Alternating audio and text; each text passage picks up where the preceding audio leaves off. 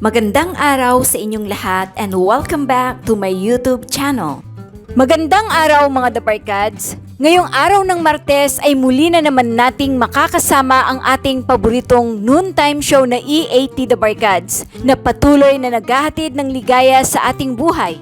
At good news mga legit Dabarkads, bumalik na ang isa sa mga legit Dabarkads na si Wally Bayola matapos ang ilang araw na hindi pagpapakita dahil nagkaroon umano ito ng sakit, ayon kay Pauline Luna Soto. Katunayan ay kasama na niya si Paulo Balestero sa isinagawang sugod bahay sa isang barangay.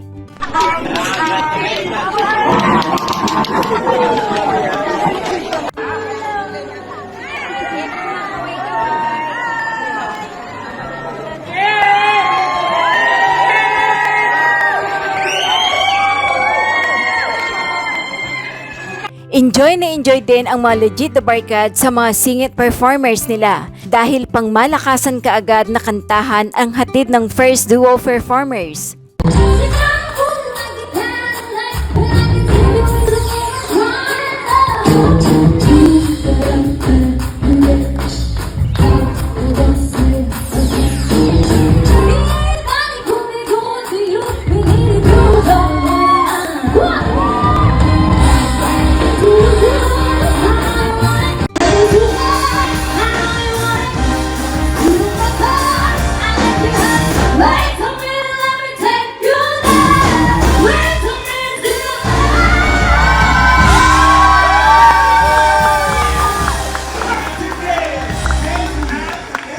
So when I'm all choked up and I can find words,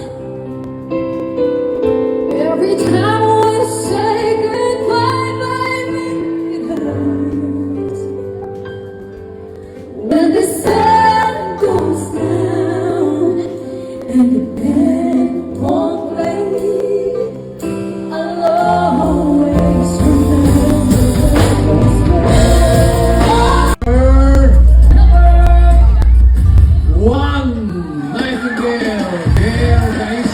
James Remo. Congratulations!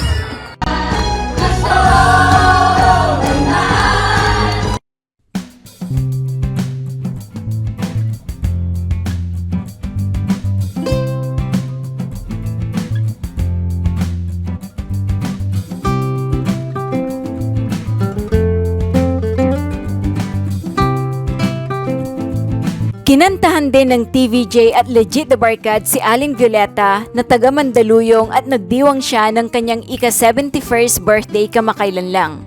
Matatanda ang binigyan siya ni Bossing Vic Soto ng 71,000 pesos. Bukod dito, binigyan rin siya ng Hanabishi appliances. Happy birthday to you. Happy birthday to you. Happy birthday, happy birthday. Happy birthday to you.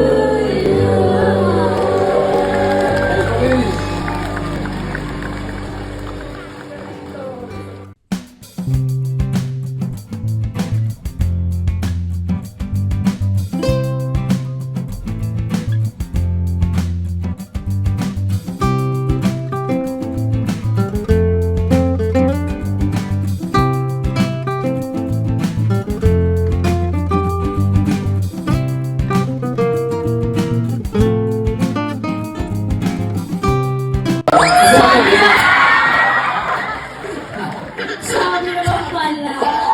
Sabi ba ha? Ilan taon na kayo naman? Bale. Photo of Vortex Flag number 1. Number 2, Hans Christian Kalua. And to the our for the winner for today is for the number 1.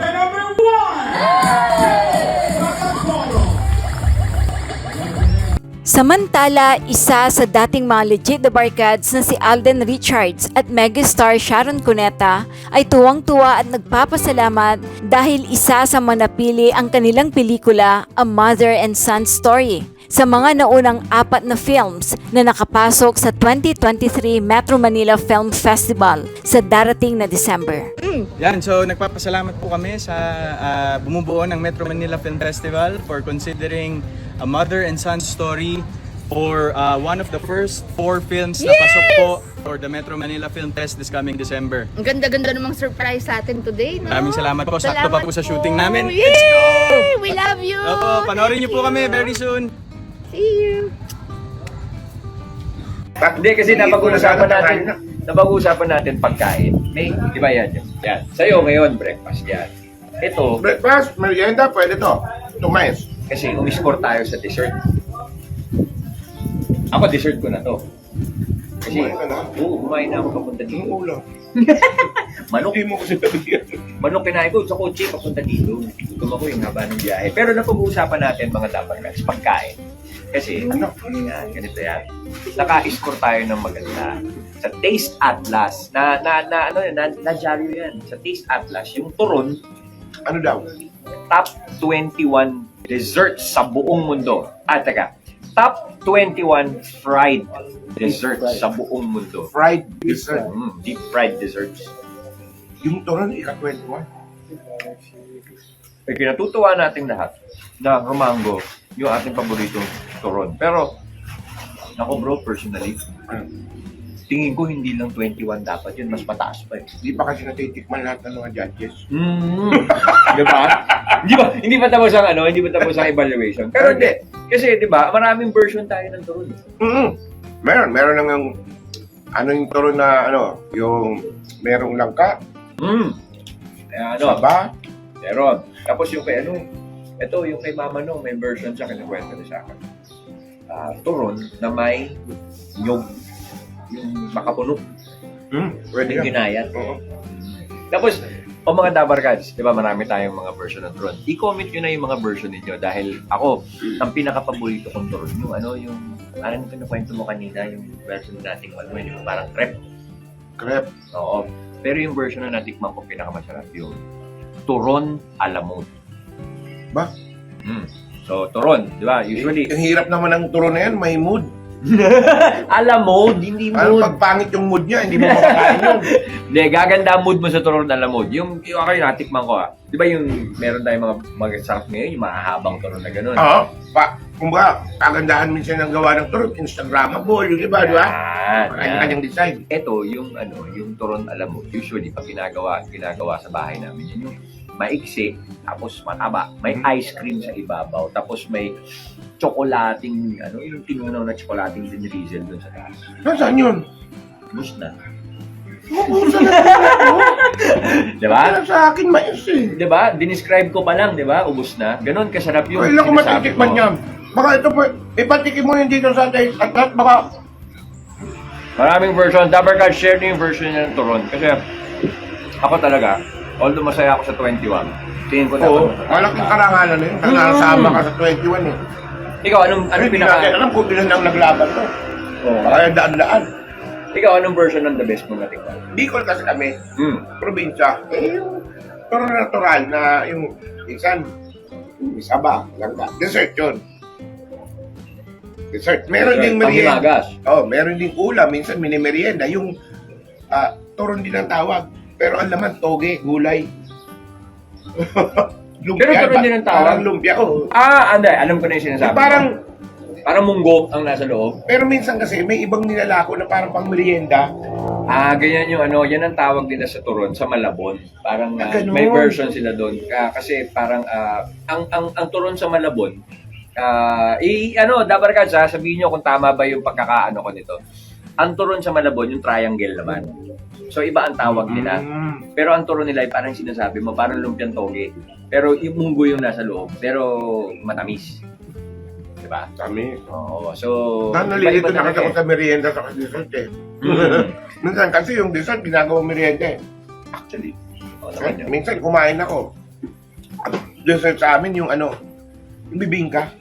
Di ba merienda yun? Mabigat yun kasi pagkatapos mo kumain ng kanin, kakain ka ng kanin ulit. Alam mo ba? May version din doon na nakwentaan lang ako kanina. Kaya mo, ano sabi mo? Saan bibingka? Bibingka, pwede palang dessert. Meron din ganyan. Ito, lalo ka malilito. Ubetron. Kaano-ano yan ng mga ano? Ano ng Metron? Megatron. Tama ba yan doon sa ano? Transformers? Oo, parang transformer eh. Mm. Kasi puto bumbong na may saging, tapos binalot sa lumpia wrapper. Ano naman yan? Nakwento lang din sa akin, hindi ko lang kung Hindi natin natitikman yan. May Fairview. Alam mo, Dabber Cats, at dami talagang version ng turon. Pero ito muna, may tanong tayo para sa ating mga Dabber Cats bro. Anong Filipino merienda, o sabi niya dessert, anong Filipino merienda or dessert ang nag-rank 21 sa best deep fried desserts sa buong mundo? Okay? Tapos kung may mga alam din kayo na mga gaya nun, yung ubetron na nakwento lang sa amin kanina, Itim na. isinare sa amin. Kwentuhan nyo naman kami ng mga turon stories ninyo. Baka may mga spot kayong paborito sa O turon. kung hindi, sabihin nyo na rin sa amin yung location kasi mahilig din kami magmotor motor ni Ryan. Yan! Pwede namin Pupuntahan namin yan! Oo! Nakikita natin yung mga vlogger na, mga ano dyan, motor, mga gano'n. Hindi tayo, pupunta tayo sa may masarap daw kasi gano'n. Pero, gano'n, no? Pag pinuntahan natin, aangkas na lang ako sa'yo. Para ako'y may hawak ng camera. Hindi, mas malaki tayo eh. Hindi magandang tingnan na nag-aangkas yung maliit ng malaki. Sige, dalawang motor na lang tayo. Motor na lang tayo. Sige, bigyan nyo kami ng mga tips kung saan yung best turon yun para papatikim natin sa Taste Atlas. Tama. Malaking karangalan ang maging top 21 sa buong mundo. Pero tingin ko, kung mas natikman pa nila yung mga ibang version natin, mas aangat. Tama. Tapos i-share nyo. Mag-subscribe at i-click ang notification bell para sa mga susunod na video updates. Maraming salamat po.